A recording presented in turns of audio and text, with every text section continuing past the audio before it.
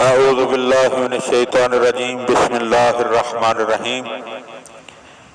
حضرت امیر المومنین علی ابن ابی طالب علیہ السلام کے فرامین کا سلسلہ اور اس سلسلے کا 68واں فرمان آپ صاحبان کی خدمت میں ہدیہ ہے۔ وقال علیہ السلام، آپ علیہ السلام نے ارشاد فرمایا، العفاف زینت الفقر والشکر زینت الغنا۔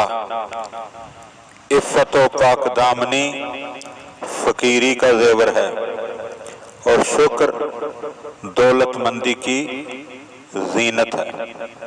یعنی ہم غور کریں تو ہمیں پتہ چلے گا کہ ہر چیز کی کوئی نہ کوئی زینت ہوا کرتی ہے، اور یہ زینت ہمیں امیر المومنین بتا رہے ہیں، فرما رہے ہیں کہ اگر کوئی انسان بے مال ہے، اس کے پاس مال و دولت دنیاوی نہیں ہے، تو اگر وہ پاک دامن ہے، نیکوکار ہے، تو مولا فرماتے ہیں اس کی فقیری کی زینت یہ پاک دامنی ہے۔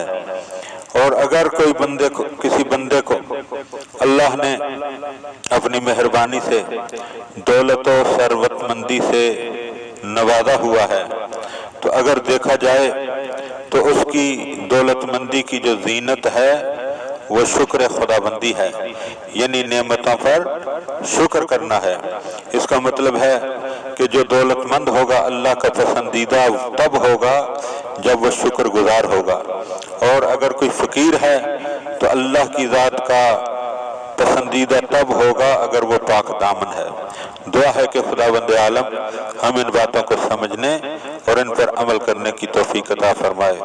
اللہم صلی علی محمد و آل محمد۔